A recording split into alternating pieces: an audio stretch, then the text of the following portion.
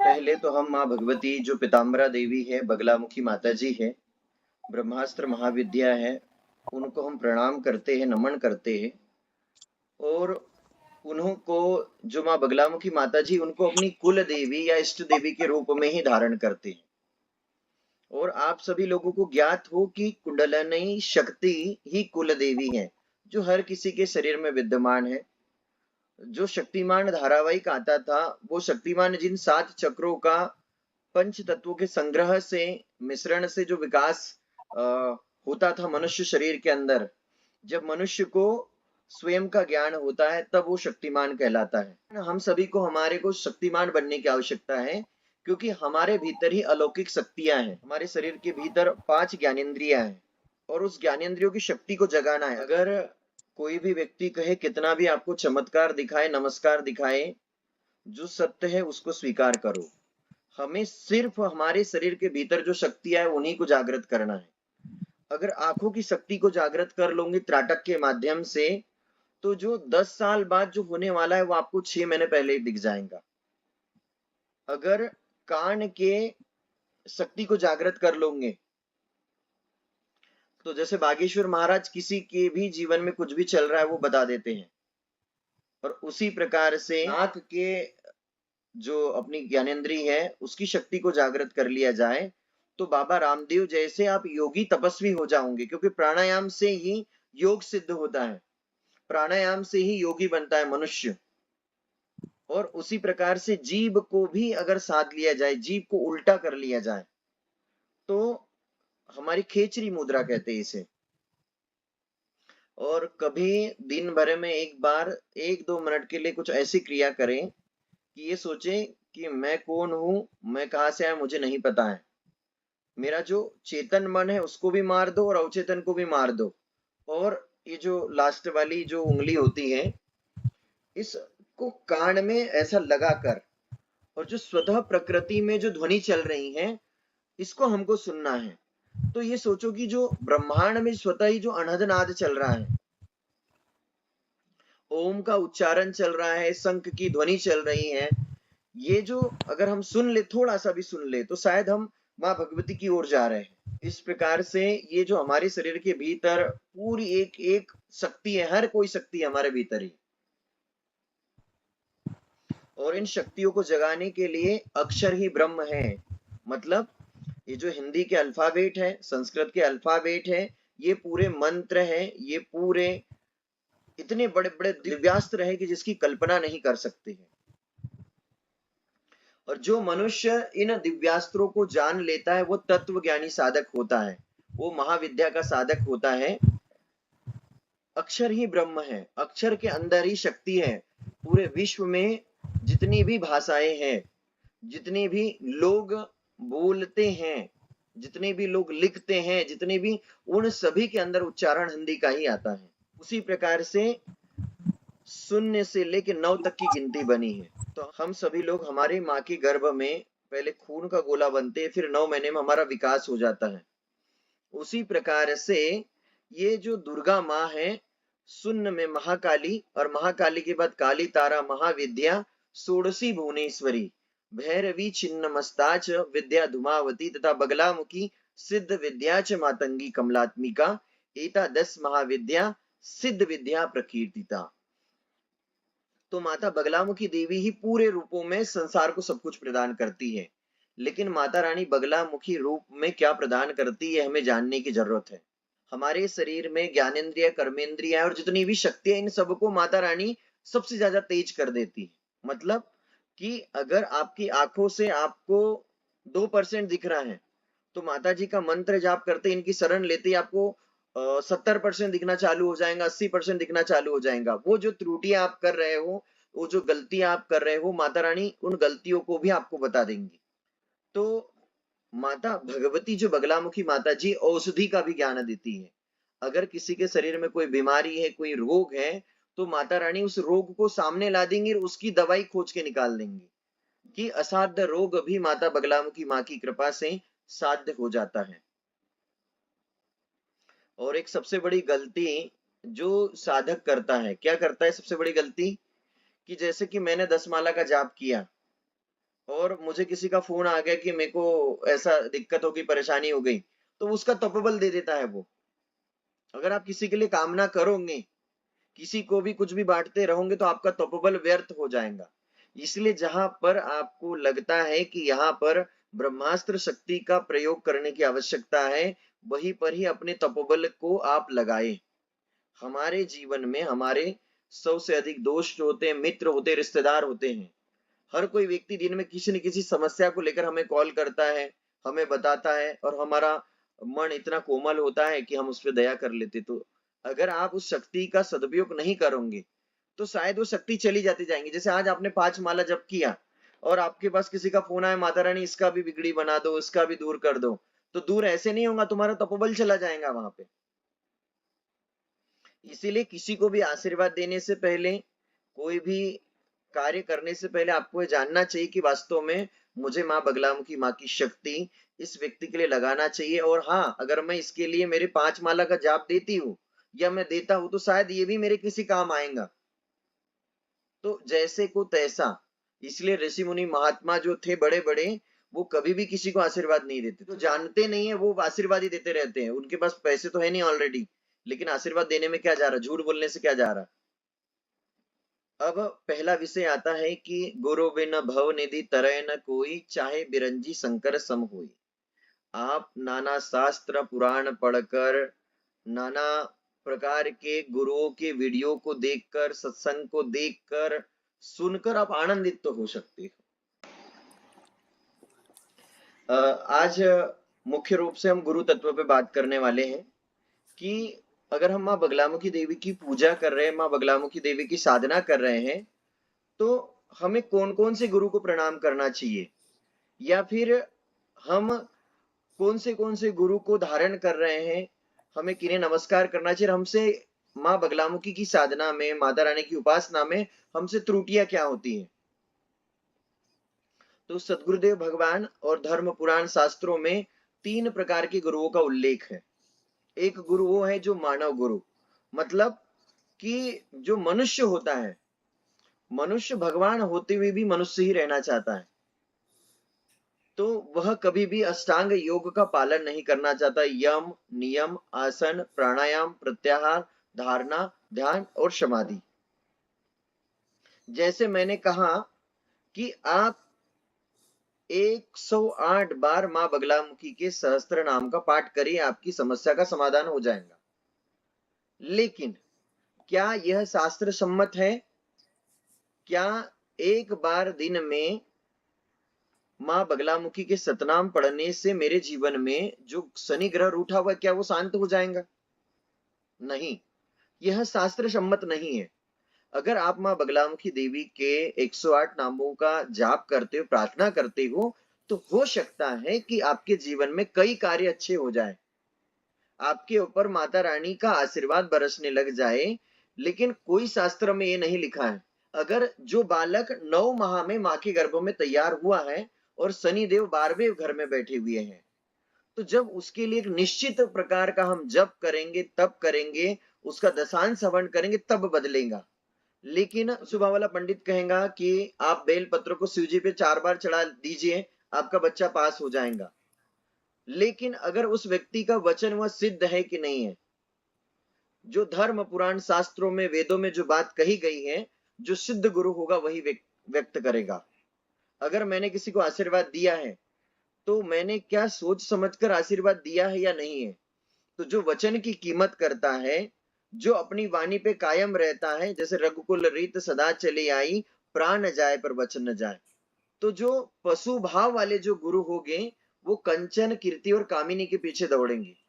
कंचन यानी सोना, मतलब मनमानी तरीके से धन को कमाने के लिए नए नए उपकरणों को जन्म देंगे, नए नए साधनों को जन्म देंगे, और मनमानी झूठ भी बोलना पड़ा उन्हें सोना कमाने के लिए, धन कमाने के लिए, तो बोलेंगे।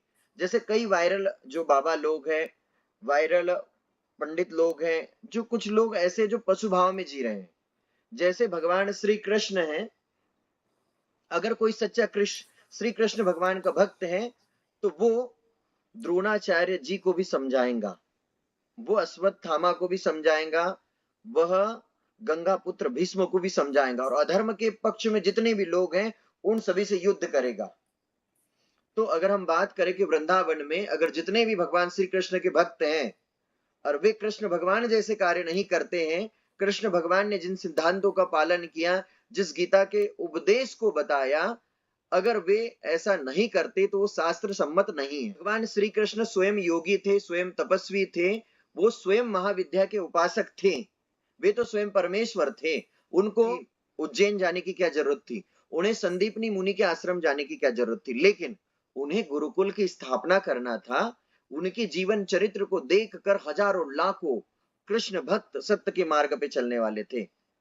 तो जो व्यक्ति ये कहता है कि तुम पढ़ाई मत करो, गुरु सेवा मत करो, शिक्षण मत करो और कोई भी मंत्र मैं मेरे मुख से बोल रहा हूं और तुम इसको जप करो, तो वह ज्ञान और वह गुरु शास्त्र सम्मत नहीं है, वह भ्रष्ट है। अगर भगवान श्री कृष्ण को प्रसन्न करना चाहते हो, भगवान श्री कृष्ण को समझना चाहते हो, तो भगवान श्री कृष्ण के मूल स्वरूप को भी जानना होगा तुमको, और वह मूल स्वरूप है भगवान विष्णु जी और माता लक्ष्मी जी। क्योंकि प्राकट्यवाद और अवतारवाद में बहुत अंतर है। अगर प्राकट्यवाद की बात करें तो भगवान विष्णु जी और माता लक्ष्मी जी है, लेकिन अवतारवाद की करें तो भगवान जो विष्णु जी उन्होंने 10 अवतार धारण किए, कृष्ण जी योगी तपस्वी हैं। तो हमें ये जो इतना सारा जो ज्ञान है, इतने सारे ऋषि मुनि महात्मा संत महात्मा है, उनमें हमें पता करना है कि अगर कोई संत महात्मा की के जीवन को हम देखते हुए हम उसको अपना बना चुके हैं, कि हमें लगता है कि वो महाराज जी बहुत अच्छे हैं, तो मैं कहता हूं कि वो महाराज जी अच्छे हैं कि नहीं इसका निर्णय कैसे होगा? क्या अगर वो भगवान श्री कृष्ण के उस मंत्र का जाप करने के लिए बोल रहे हैं, तो कौन से धर्म पुराण शास्त्र में वो मंत्र लिखा हुआ है? अगर कोई भी मंत्र का आप जाप करते हो तो आपके पास उस मंत्र का पूर्ण रहस्य होना चाहिए। जैसे एक मोबाइल है हमारे पास में, इस मोबाइल का नाम क्या है, इसमें कितनी स्पेस है, कितनी रैम है, कितना चलने वाला है, कितने रुपए का है। ऐसे ही जैसे भगवान बटुक भैरव जी का मंत्र है, तो बटुक भैरव जी के मंत्र का विनियोग आता है, ओम अस्य श्री आपत्ति उद्धारणाय श्री बटुक भैरव मंत्रस्य श्री बृहदारण्य ऋषि त्रिष्टुप छंद श्री बटुक भैरव देवता ह्रीम बीजम स्वाहा शक्ति ममाभीष्ट सिद्धर्ते जपे विनियोग। किसी भी मंत्र का विनियोग वह बताता है कि इस मंत्र का बीज क्या है, इस मंत्र का छंद क्या है, इस मंत्र की शक्ति क्या है और इस मंत्र के शोधकर्ता ऋषि कौन है। तो मनमानी तरीके से सोशल मीडिया से उठाकर कुछ मंत्र आप जाप कर रहे हो, तो उन मंत्रों को न करें, क्योंकि हर मंत्र श्रापित है। गुरु कृपा से, सदगुरु कृपा से और माता भगवती की कृपा से वो मंत्र सिद्ध होता है। तो मैं हर एक उस गुरु से आप लोगों को समझाइश देना चाहता हूं जो किसी के मार्गदर्शन पे कार्य नहीं करता है। जैसे वृंदावन में कई ऐसे गुरु मिलेंगे जो कहेंगे कि मैं कृष्ण जी का भक्त हूं, लेकिन कृष्ण जी जैसे काम ही नहीं कर रहे वो, तो वह ज्ञान और वह गुरु भ्रष्ट है जो हमें मार्गदर्शन नहीं देता है। आप शिव महापुराण को कभी देखो, उसमें आपको भक्त उपमन्यु की कहानी मिलेंगी। आप भगवान विष्णु जी की लीला को देखिए, उसमें भक्त प्रहलाद और ध्रुव की कहानी मिलेगी। तो जब भक्त प्रहलाद ने, ध्रुव ने इतनी साधना करी, तपस्या करी, तब जाके परमात्मा को पाया, तो क्या टोने टोटके करने से भगवान विष्णु जी के, शिव जी के दर्शन हो जाएंगे क्या? आपको तप करना पड़ेगा, तप के लिए आपको एक गुरु की आवश्यकता पड़ेगी। पशु भाव वाले गुरुओं को आपको पहचानना है कि पशु भाव वाले गुरु कौन है। दूसरे गुरु होते हैं सिद्ध गुरु, मतलब कि जो सिद्ध है, जो तपस्वी है, वो किसी एक इष्ट का उपासक है। जैसे कि मैं माँ बगलामुखी माँ की पूजा करता हूं, तो मैं चाहूं तो YouTube पर रत्न संबंधित ज्ञान बहुत लंबा विस्तृत डाल के, टोने टोटके से संबंधित बहुत सारा ज्ञान डालकर मैं भी श्रेष्ठ बन सकता हूँ, मैं भी YouTube पे बहुत अच्छे सब्सक्राइबर कर सकता हूँ, लेकिन मेरा पूरा जीवन एक ही ध्येय पे रहेगा कि माँ भगवती पीताम्बरा देवी आप हो, आपके जो अंग देवता है हरिद्रा गणपति भगवान है, भैरव जी हैं, जो गुरुकुल परंपरा से मुझे बताया गया है, वो वही मैं आगे लेकर चलूंगा। मेरे जीवन में कितने भी अच्छे अवसर आ जाएं, मुझे कितने भी लोग ये कहें कि तुम माताजी को छोड़ दो, मैं नहीं छोड़ पाऊंगा। कई जन्म जन्मांतर की यात्रा के बाद माँ बगलामुखी माताजी मिलती हैं। माँ बगलामुखी माताजी सब कुछ दे सकती है, लेकिन इनके अंग देवता को हम भूल जाते हैं। जैसे हरिद्रा गणपति भगवान है, जैसे भैरव जी हैं, जैसे माता जी की योगिनी है जया और विजया। आपको लग रहा है कि साधना में आपको दिक्कत हो रही है, परेशानियां हो रही है, तो आप बटुक भैरव जी का भी संकल्प लेके अनुष्ठान कर सकते हो। आप जैसे अभी कुछ समय बाद गणेश महोत्सव आ रहा है, तो माता जी की उस समय थोड़ी कम प्रार्थना करके गणेश जी की, हरिद्रा गणपति जी की आप संकल्प लेके साधना कर सकते हो। तो सिद्ध गुरु वो होता है कि मैंने अगर प्रतीक से कहा है कि प्रतीक तुम्हारे भाग्य में ये है और ऐसा है, तो मैं 2 साल बाद भी वही बात करूंगा। मैं अपनी वाणी से कभी नहीं बदलूंगा। अगर मैंने शुभम को कुछ बोला है तो मैं मेरी बात पे कायम रहूंगा।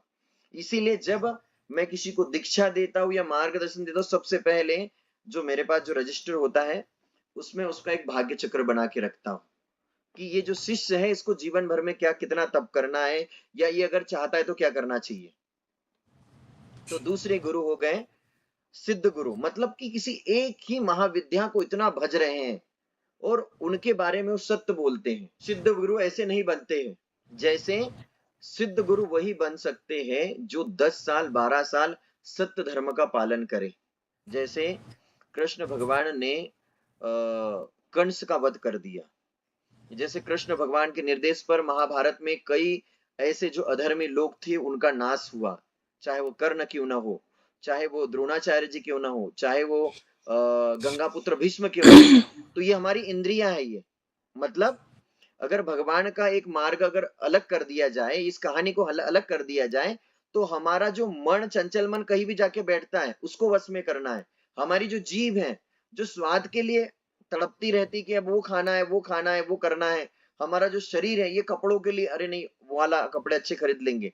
तो इन ज्ञानेंद्रियों और कर्मेंद्रियों पे अंकुश लगाने की का संकेत देती है महाभारत। भगवान शिव जी के पुत्र थे कार्तिकेय महाराज जी, लेकिन भगवान शिव हम सभी लोगों को प्रेरणा देना चाहते थे। वो चाहते थे कि मेरे बच्चों के माध्यम से पूरा जगत शिक्षा प्राप्त करे। तो भगवान शिव जी ने कहा कि मैं दोनों पुत्रों की शादी करूंगा, लेकिन जो पृथ्वी के चक्कर लगाएगा उसी का विवाह पहले होगा। तो भगवान गणेश जी के पास तो देव ऋषि नारद जी थे, वो बुद्धि के दाता थे, उनको वरदान भी था। तब गणेश जी ने सोचा कि मेरे माता पिता, मेरी दुनिया तो यही है। तो उन्होंने उनका चक्कर लगा, कार्तिकेय स्वामी जी पृथ्वी के चक्कर लगा रहे थे। पृथ्वी के चक्कर लगाते लगाते उनको समय लग गया गणेश जी। तो ये एक कहानी भगवान शिव ने हमारे लिए तैयार करी। इसका अर्थ ये नहीं है कि कार्तिकेय स्वामी को कुछ नहीं आता था। कार्तिकेय स्वामी जी माँ बगलामुखी माँ के बहुत बड़े साधक थे, और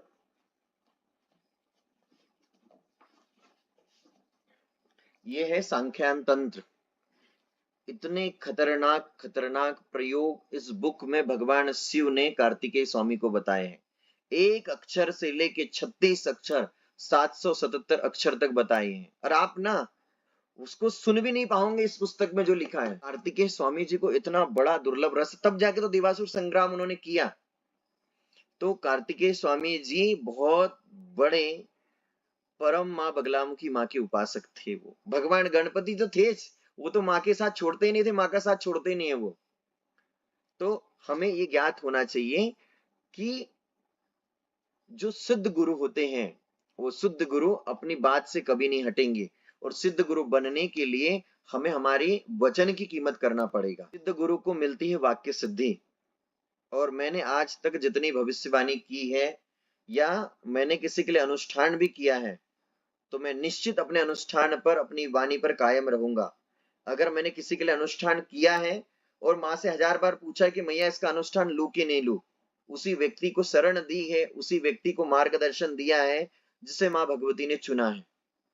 वरना यूट्यूब पे मेरे बहुत सारे वीडियो हैं, बहुत सारे लोग हैं, मेरे बहुत सारे शिष्य मैंने माता जी को दिए, गुरुदेव जी को दिए हैं। मैं चाहता था सोशल मीडिया में गूगल एड्स के माध्यम से, फेसबुक एड के माध्यम से, यूट्यूब एड्स के माध्यम से हजारों लाखों लोगों को मैं जोड़ लेता था मेरे से, लेकिन शायद माँ भगवती ने मुझे नहीं चुना है, क्योंकि मैं आज यहाँ शांति से बैठा हूँ, माँ की शांति से साधना कर रहा हूँ। तो सिद्ध गुरु में हमारी जो माता जी है देवी ज्ञानेश्वरी जी भी आती है, दिव्य गुरु में भी आती है, उनकी वाणी भी कभी विफल नहीं होती है। और बड़े गुरुदेव जी की कृपा से, माँ की कृपा से, मैंने भी 12 वर्षों में जहां जहां भी अधर्म व्यक्ति मिले हैं, हमने उन अधर्मियों को दंड दिया है। अगर कोई झुक नहीं रहा तो उसको झुका के बताया है। और वो जो शक्ति है कि अगर किसी के सामने खड़े हो जाए तो उसके चेहरे का रंग भी बदल सकते, इतनी शक्ति है। अगर मैं कहूं कि मुझे यहाँ से बैठे बैठे प्रतीक के ऊपर अस्त्र चलाना है तो अस्त्र चलता है। जैसे छत्रपति शिवाजी महाराज के पास तलवार थी तो वो तलवार आप लोगों के पास भी, लेकिन उसको धारण करने से पहले सबसे पहले आपको माँ का ध्यान मंत्र करना पड़ेगा कि माँ भगवती, ये जो व्यक्ति है बहुत कष्ट दे रहा है, बहुत दिक्कत दे रहा है। फिर ध्यान मंत्र के बाद में विनियोग, और विनियोग के बाद फिर वो ऐसा भी छोड़ा जाता है अस्त्र को, और फिर उसको अस्त्र को मारा जाता है। तो माता का मुगदर भेजा जाता है किसी के पास में, लेकिन वो साधक लोग कर पाते हैं। तो आपको, हमारे शरीर में कोई रोग है उसके लिए उस अस्त्र को छोड़ना है, हमारे जीवन में जो कष्ट है उसके लिए छोड़ना है। ये उदाहरण की बातें हैं कि एक सिद्ध गुरु क्या क्या कर सकता है। हम दिव्य गुरु की बात करेंगे कि दिव्य गुरु कौन होते हैं। इसके लिए हम सभी लोगों को जानना होगा, समझना होगा कि भगवान के दो स्वरूप में दर्शन होते हैं। अगर माँ भगवती के हमें दर्शन करना है, बगलामुखी माता जी के, तो पहला स्वरूप तो वो जो माता रानी विग्रह के रूप में बैठी है, तो उसको पाने के बाद अष्ट सिद्धियां मिलती है। समझ रहे हैं? मतलब कि आपको कई शक्तियां मिल जाएंगी, आपके कार्य सिद्ध हो जाएंगे, आपके कार्य मंगल होने लग जाएंगे, आपके जीवन में बहुत सारी चीजें अच्छी अच्छी होने लग जाएंगी, और माता रानी आपके साथ भी रहेंगी, जब बुलाओगे तब आएंगी वो। लेकिन वो भाव होता है निराकार या निर्गुण, उस भाव में मनुष्य अपने सुख दुख को भूल जाता है और वो उन चुनौती का सामना करना चाहता है जो चुनौतियां अद्भुत है। उन चुनौती में हो सकता है कि अगर वो जॉब कर रहा तो उसे जॉब छोड़ना पड़ेगा, अगर वो दुकान चला रहा है तो दुकान से भी उसको छुट्टी लेना पड़ सकता है। मतलब कुंडलिनी शक्ति निराकार स्वरूपनी होती है, और उस निराकार स्वरूप की यात्रा करने के लिए साधक के जीवन में कई बदलाव होते हैं, कई परिवर्तन होते हैं। तो निर्गुण रूप की भक्ति करने के बाद में आप ऐसा हो जाएंगे कि आपको लगेगा कि मैं अगर प्रतीक के घर पे गया हूं तो मैं जब मंत्रों का आह्वान करूंगा तो मंत्रों के अधीन भगवती यहाँ भी प्रकट हो जाएंगी। साधक अपने आत्म बल से, आत्मशक्ति से, अपने सातों चक्रों के बैलेंस से, मैंने आप लोगों को रिंगटोन बताई थी, और मैं सभी से एक चीज कहूंगा कि आप सभी अगर माँ भगवती की कृपा को जल्दी पाना चाहते हो तो ये जो रिंगटोन है, इस रिंगटोन को आपको लगाना है।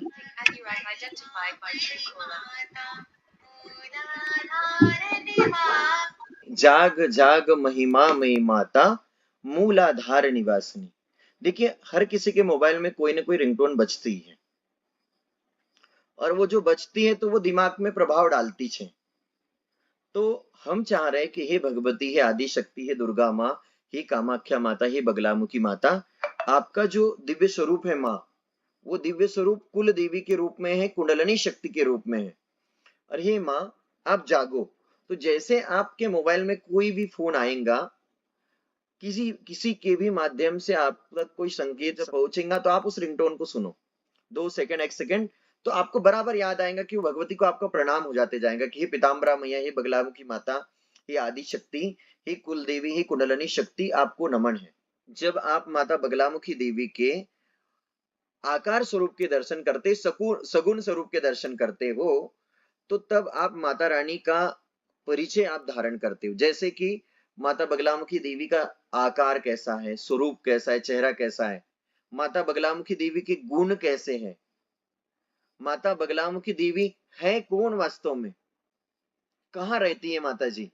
तो हम 3 परिचय करते कि ओम मध्य सुदाब्दी मणिमंडप रत्न वेद्याम सिंहासनोपरगताम परपीत वर्णाम पीतांबराभरण माल्य विभूषितांगी देवी भजामि धृत मुग्धर वैरी जिव्याम जिव्याग्रमादाय करेण देवी वामेन शत्रून् परिपीडयन्तीं गधा विघातेन च दक्षिणेन पीतांबराढ्यां दिवजां नमामि। अगर कोई दिव्य गुरु ही ऐसा सौभाग्यशाली होगा कि माँ भगवती के इन दिव्य मंत्रों को निरंतर ध्यान करते रहता हूँ।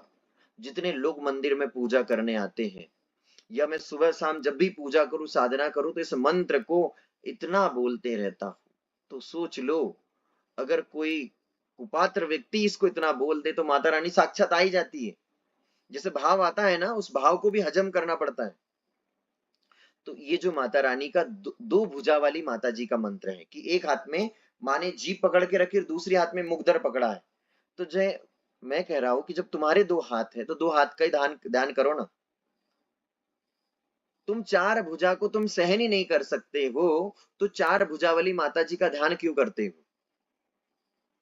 इसलिए माँ बगलामुखी माता जी का जो मंत्र है, कौन सा मंत्र है, कितने अक्षरी है और उसके ऋषि कौन है और किस परंपरा से साधना करना चाहिए, हमें पता होना चाहिए। तो माँ बगलामुखी देवी का ध्यान मंत्र में उसकी माता जी की पूरी महिमा का वर्णन है। लेकिन कुछ समय बाद जब माता रानी का मंत्र जाप कर रहे हो, आपके मन में बस गया है, माँ भगवती की असीम कृपा हो गई है, तो आपके पंचकोशों का विकास होगा। पंचकोश मतलब कि जो दिव्य साधक के ही पंचकोश होते हैं। पहला कोश होता है अन्नमय कोश। अन्नमय कोश वाला व्यक्ति क्या करता है? खाता पीता है, सोता है, फिर ड्यूटी जाता है। तो उसका जो जीवन है खाने पीने पे, अन्न पे आधारित है। अगर उसको अच्छा खाना नहीं मिला तो उसका दिमाग खराब हो जाएगा। अगर उसके घर पे अगर उसकी शादी हो गई है, उसकी पत्नी ने खाना नहीं बनाया अच्छा, तो वो उसका माइंड बिगड़ जाएगा और वो झगड़ा वगड़ा करने लगेगा और उसका बुद्धि का नाश हो जाएगा उस चीज को लेके।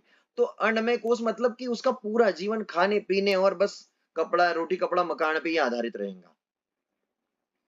लेकिन अगर कोई साधक माँ बगलामुखी माँ की साधना करे, तब करे और उसमें थोड़ा थोड़ा 5-5 मिनट 10-10 मिनट प्राणायाम करे, तो जैसे ही वो 1.25 लाख के करीब में पहुंचता है, तो उसके दूसरे कोष का विकास हो जाता है। मतलब अन्नमय कोष से वो प्राणमय कोष की ओर चला जाता है।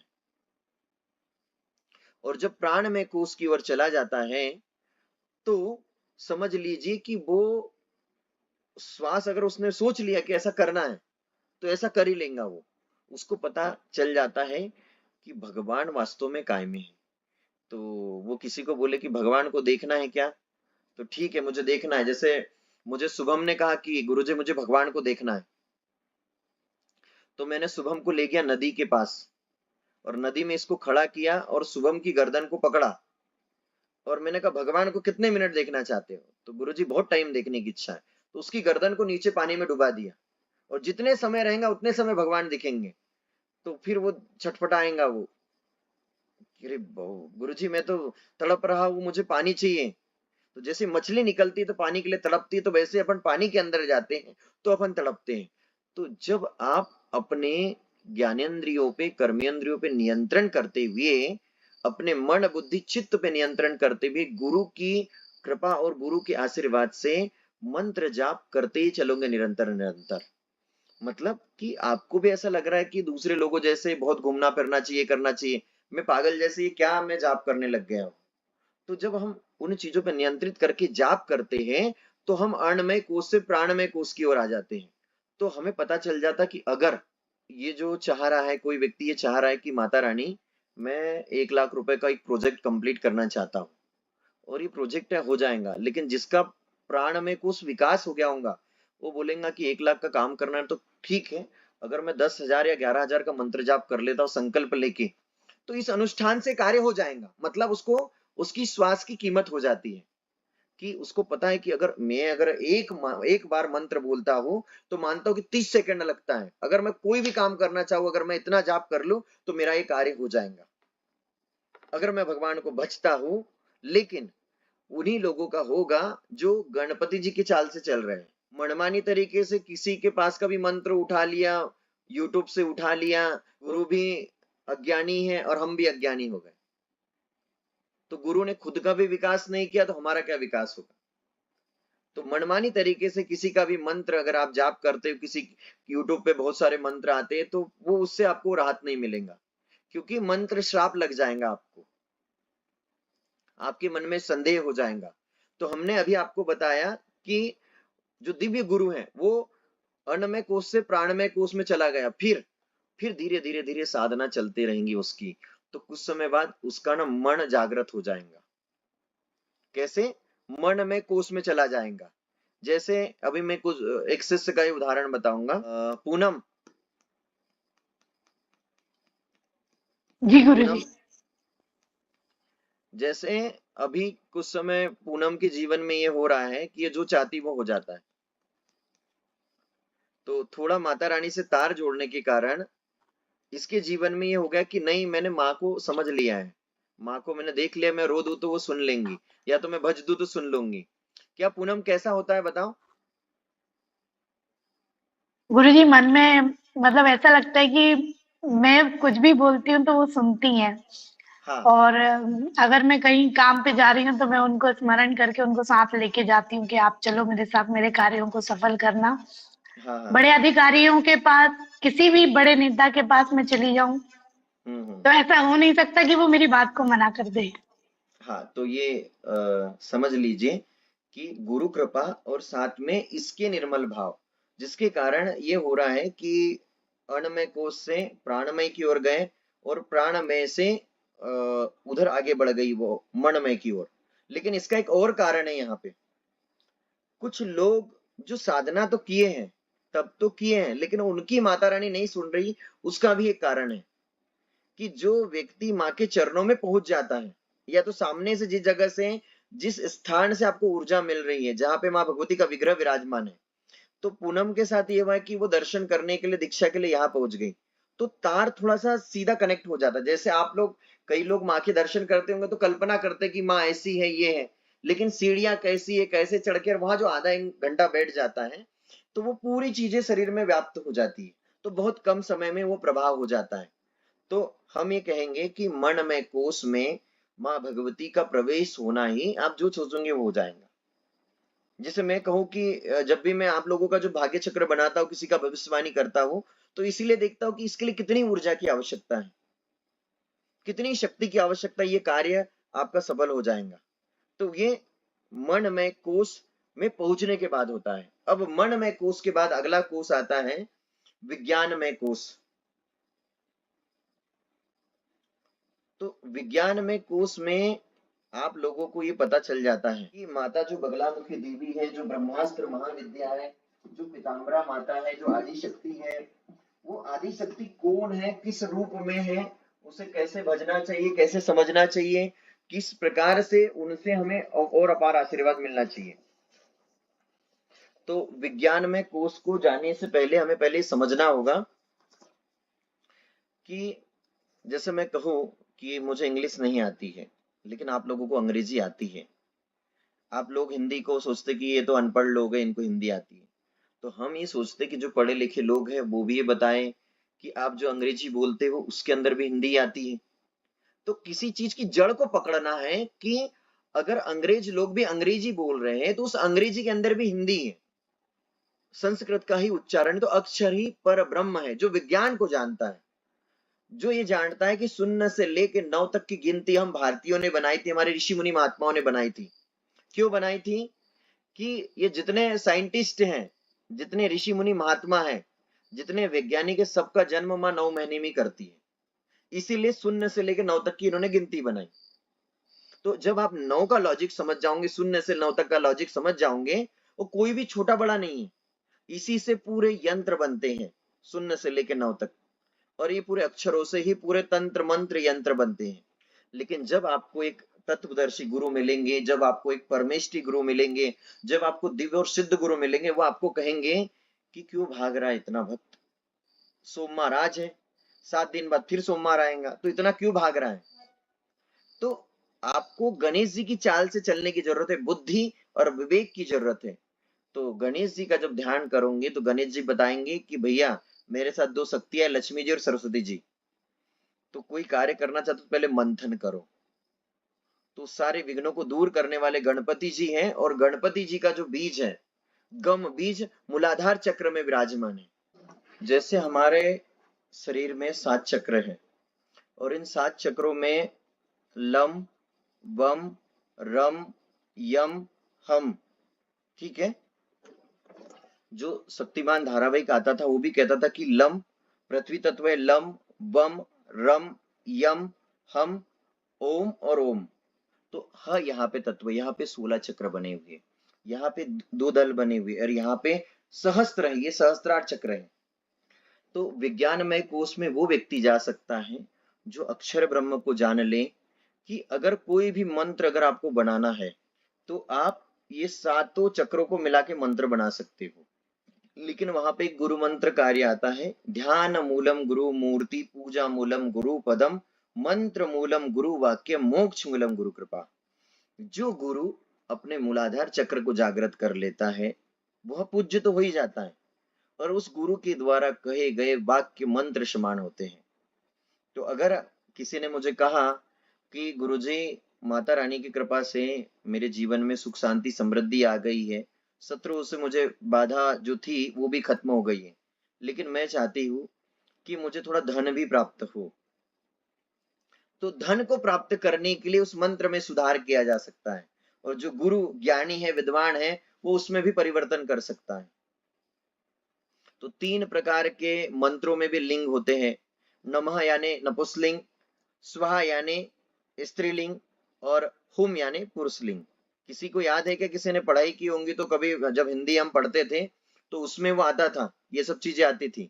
अगर आप पूरा लॉजिक समझते हो प्रकृति का, अगर आपको लगता है कि उसके पास चमत्कार की छड़ी है तो वो आपको मूर्ख बना रहा है। चमत्कार होते हैं लेकिन तपबल से होता है। आज का मनुष्य इतना स्वार्थी है, अभिमानी, अहंकारी कि उतना तप ही नहीं करता कि उसके जीवन में उतना चमत्कार हो जाए।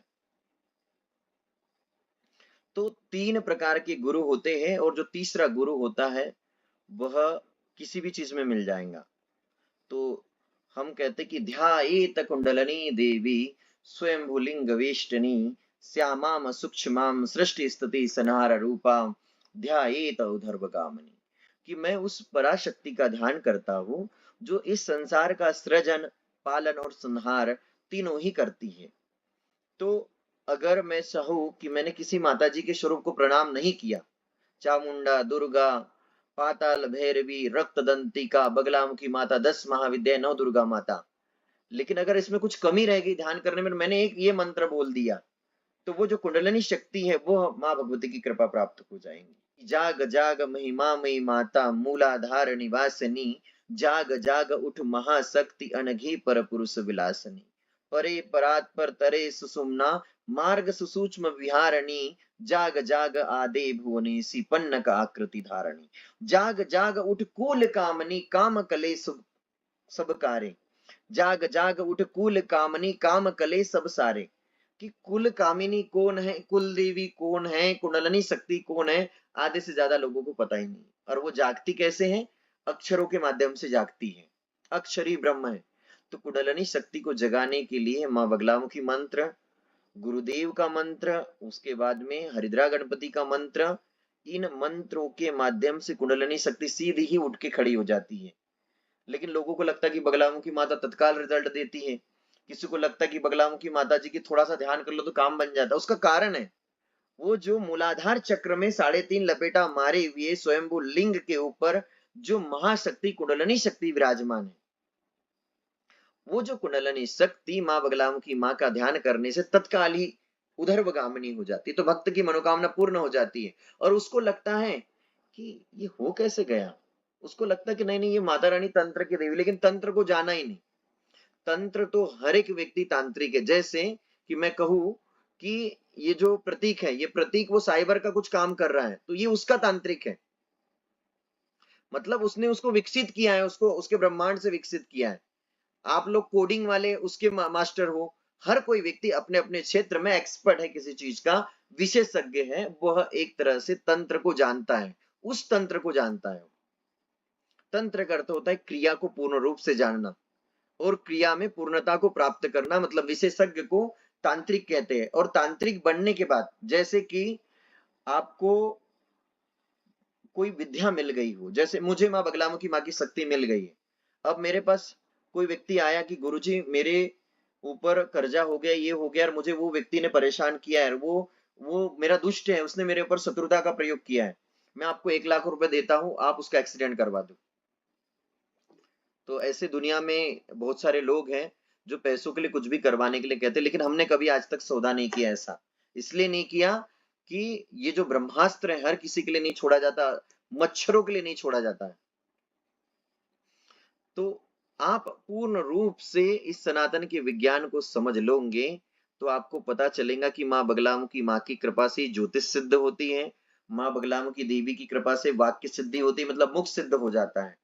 क्योंकि माँ बगलामुखी माँ का साधक अपनी जिह्वा से कुछ ऐसी चीज बोल ही नहीं पाता है, और जो बोलते हैं वो साधक नहीं, वो पशु भाव वाले पंडित पुजारी हैं। वो उनका काम है कोई भी आए हवन यज्ञ पूजा करना है, लेकिन ब्रह्मास्त्र का साधक उन विरले लोगों को ही ज्ञान प्रदान करेगा। लेकिन विज्ञान के बाद एक और कोष आता है, विज्ञान में कोष के बाद एक और कोष आता है, उसको कहते हैं आनंदमय कोष। और इनकी परिभाषाएं अलग अलग हो सकती हैं। आप YouTube पे जब इन कोषों के बारे में सर्च करोगे तो लोग तरह तरह का ज्ञान बताएंगे, लेकिन हम तो आपको माँ बगलामुखी माँ के इस रहस्य में, जहां आपको जो उपयुक्त होना चाहिए, जो आपके लिए जरूरी होना चाहिए, एक छोटा संग्रह रूपी हम आपको ज्ञान अर्जन कर रहे हैं। इसका उद्देश्य बहुत शून्य है, लेकिन हाँ, आपको ये जो बता रहे हम, ये आपके जीवन में बहुत काम आएगा। वो आनंदमय कोष आता है, और उस आनंदमय कोष वाले व्यक्ति को कई चुनौती का सामना करना पड़ता है। जब कुंडलिनी शक्ति जागृत होती है तो उसके शरीर में कई परिवर्तन होते हैं, जैसे कि कई बार निद्रा ही आएंगी, कई बार एक ऐसी दुनिया में खो जाएंगे, उससे निकलना पड़ेगा। जब अनलिमिटेड ऊर्जा को शरीर में जागृत किया जाता है, प्राणायाम किया जाता है, और उसके बाद पूर्ण रूप से प्रकृति को देखा जाता है, श्वास को रोका जाता है, अपनी इंद्रियों को रोका जाता है, मतलब सभी प्रकार की चुनौतियां, यम नियम आसन प्राणायाम प्रत्याहार धारणा ध्यान और समाधि, एक समय बाद आप किसी चीज में इतना डूब जाओगे कि जहां अघोर तत्व हो जाए, जहां अघोर शब्द का प्रयोग हो। वो अघोर मतलब कि मैं पढ़ाई कर रहा हूं तो इतना पढ़ाई कर रहा हूं कि पता नहीं दिन निकल गया। जैसे मैं माँ की साधना करने बैठा आज, और मैंने सोचा कि कल छुट्टी भी है, 1 माला 2 माला 10 माला 15 माला, सोचा कि और 5 कर ही लेता हूं, तो मतलब मैंने उसको वो कर दिया, मुझे एक अलग आनंद मिलने लग गया उस चीज में। तो आनंदमय कोष में जैसे भगवान, हमारे जो सदगुरुदेव भगवान है सत्यनारायण गिरी महाराज जी, वो उस आनंदमय कोष में पहुंचे। हमारी जो माता जी वो पहुंची है, और गुरुदेव जी की कृपा से मेरे जीवन में भी उस आनंदमय कोष के कई मैंने क्षण प्राप्त किए हैं। चुनौतियां तो आई हैं, ऐसा नहीं कि जब कुंडलिनी शक्ति जागृत होती तो चुनौतियां नहीं आती है, मैंने उस चुनौती का सामना किया है, लेकिन उन चुनौती में हम बहके नहीं। कि मैं माता रानी के जो कुंडलिनी शक्ति के जागरण की प्रक्रिया में जैसे आगे बढ़ा, 20-25 साल से गुरुदेव जी के आश्रम में तारापीठ का काम रुका हुआ था, और माँ तारा देवी तो बोले तो बड़ी ही शक्तिशाली विद्या है। उस विद्या का नाम सुन के भी मतलब रोंगटे खड़े हो जाते हैं। माँ बगलामुखी माता जी का रूप फिर और सौम्य हो जाता है इधर। तो तारा भगवती के जब मंदिर का काम किया तो 2012 से 2025 तक इतना सफर रहा। मैंने कभी मेरे जीवन में मान लो कि किसी लड़की को हमने पसंद नहीं किया कि इनसे शादी करना चाहिए या वैवाहिक जीवन में जाना चाहिए, लेकिन वो जैसी कुंडलिनी शक्ति जागृत हुई तो गुरुदेव जी ने एक लड़की को आदेश दे दिया, रिया को, कि आप आ जाओ। तो जो मैं कार्य 12 सालों में नहीं कर पाया, 13 सालों में नहीं कर पा रहा है, उस कुंडलिनी शक्ति ने उस घटना को 2 दिन में 1 दिन में करवा दिया। उस लड़की की किडनी खराब है, वो लड़की कभी मां नहीं बन सकती है, वो लड़की फिर भी उसके साथ मैंने उसको वचन दे दे कि ठीक है हम तुम्हारे वचन का पालन करेंगे। ये जो लड़की आई थी माता रानी की कृपा से, तो हमने सिर्फ उसकी मदद करी, लेकिन मेरे 3 महीने का जो समय था उस चक्र से निकलने में कूद गया। तो जब आप उस भाव में जाओगे, आनंदमय भाव में, तो आपको सब छोड़ देना पड़ेगा। उस भाव में वाम मार्ग से ओसो गए, तो उसने ऐसी ऐसी प्रकृति को लॉन्च कर दिया कि उसको मिटाना ही मुश्किल हो गया। उसने प्रकृति तो सही थी वो, लेकिन उस प्रकृति में वो ऐसा डूबा कि उस प्रकृति को, सनातन की संस्कृति को भ्रष्ट कर दिया, और अंत में उसके साथ भी बहुत घटनाएं हुई। माँ भगवती क्या चाहते हैं, हम संकल्प लेके साधना करें, प्रार्थना करें कि माँ भगवती मैं मेरे शरीर को स्वस्थ रखना चाहता हूँ, मेरी जॉब करना चाहता हूँ। तो माँ साधना के अनलिमिटेड मार्ग है। हमने पंचकोश बताए आपको, पंचकोश के अलावा हमने आपको 3 प्रकार के गुरु बताए। तो पशु भाव वाले गुरु, पशु भाव वाले गुरु में 3 भाव आते हैं। जैसे पहला भाव है शिव धर्म, शिव जी को मानने वाले, सब शिव जी की पूजा करें ना, हम भी शिव जी की पूजा करेंगे। कृष्ण जी की जैसे पूजा कर रहे हैं वो कृष्ण जी की पूजा करेंगे। जो वेद में बताया हम कर लेंगे, मतलब अगर कुछ किसी गुरु ने नहीं भी बताया है तो हमको लगा है कि भाई ओम नमः शिवाय बोलना चाहिए तो कर लेते हैं, तो भाई सामान्य लोग पशु भाव में करते हैं। लेकिन सिद्ध गुरु के सानिध्य में जब साधना करते तो 3 प्रकार की साधनाएं होती है, 3 भाव होते। पहला भाव होता है सात्विक भाव, सात्विक भाव जैसे आप लोग कर रहे हो, सात्विक भाव कर रहे हो, फिर कुछ समय बाद आप मध्यम भाव में आ जाओगे। जब मैं आपको आदेश दूंगा कि अगर आज काल भैरव जी की जयंती है, तो मैं बोलूंगा कि अगर वहां पास में कोई काल भैरव जी का मंदिर है, तो आप वहां जाकर जलेबी नैवेद्य अर्पित कर देना और कुत्तों से गिला शिकवा करना बंद कर देना, क्योंकि भैरव जी का वाहन है वो। और आवश्यकता पड़ी और मुझे लगा कि प्रतीक लड़का है, समझदार है, बुद्धिमान है। आजकल हम पूरी मेडिकल साइंस में दवाइयों का उपयोग करते हैं, उसमें शराब का, मदिरा का एक नैवेद्य होता है। तो जो समझदार लोग होंगे, मैं उनसे कहूंगा कि अगर आप नहीं कर सकते हो, महिला अगर भक्त नहीं कर सकती है, तो पुरुष भक्तों को हम कहेंगे कि आपके पति को बोलो कि आप पास में कोई काल भैरव का मंदिर होगा तो वहां जाकर मदिरा नैवेद्य अर्पित कर दो। जैसे उज्जैन जाने वाले जितने भी भक्त श्रद्धालु है, काल भैरव मंदिर के सामने ही मदिरा नैवेद्य की दुकान है, मदिरा नैवेद्य प्रसाद लिखा है। भक्त श्रद्धालु बड़े ही गर्व से वहां पर बाबा को मदिरा नैवेद्य अर्पित करते हैं। शास्त्र, पुराण और सब जगह वर्णन दिया हुआ है, जो सत्य है उन सत्य का हम वर्णन करते हैं। लेकिन उसके बाद आता है वाम मार्ग से जो माता जी की साधना है, वो पश्चिम बंगाल में होती है, तारापीठ में होती है, कालीपीठ में होती है, कामाख्या पीठ में होती है, वहां बकरे की बलि दी जाती है। समय और परिस्थिति अनुसार तंत्र शास्त्र में कई परिवर्तन हुए।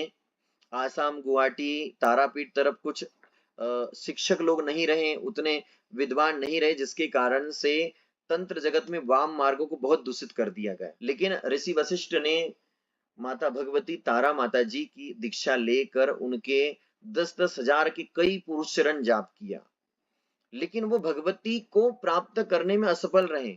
ऋषि वशिष्ठ जी को कौन नहीं जानता, वो ब्रह्म ऋषि थे। वो जब माता जी ने दर्शन नहीं दिए तो उनको ब्रह्मा जी के ऊपर भी संदेह हो गया कि इन्होंने गलत मंत्र दे दिया, वो तो श्राप दे रहे थे। लेकिन फिर भविष्यवाणी हुई कि मैं वाम मार्ग से प्रसन्न होगी। तो वाम मार्ग में माता जो ऋषि वशिष्ठ जी थे, उन्होंने भी माता जी को तारापीठ में मछली का नैवेद्य और मछली का या मांस का जो भी हो वो अर्पित किया, और शायद मदिरा नैवेद्य अर्पित किया और माँ भगवती को प्रसन्न किया। तो धर्म पुराण शास्त्रों में ऐसे कई उल्लेख मिलते हैं। अगर आप सर्च करोगे वामा खेपा का नाम, तो वामा खेपा माँ भगवती के बड़े उपासक थे। जैसे मैंने आज आपको बताया कि अगर कोई मछली भी खाता है तो क्या भगवती बगलामुखी माता उस पर कृपा नहीं करेंगी? क्या कोई शराब पीता है तो क्या भगवती बगलामुखी माता कृपा नहीं करेंगी? लेकिन उसके पास खाने का, पीने का तरीका नहीं है।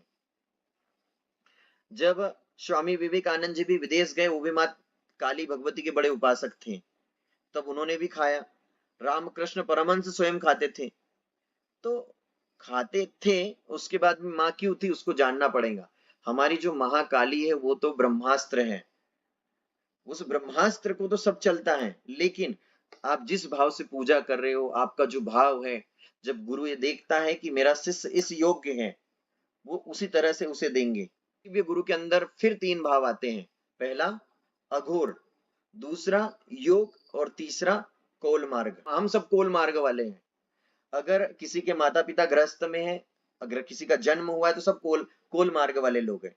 जो कुंडलनी शक्ति को जानता है, जो योग को जानता है, जो कामाख्या शक्तिपीठ को मानता है, जो शिवलिंग को मानता है, जो कुल को मानता है, वो कोल संप्रदाय वाला है।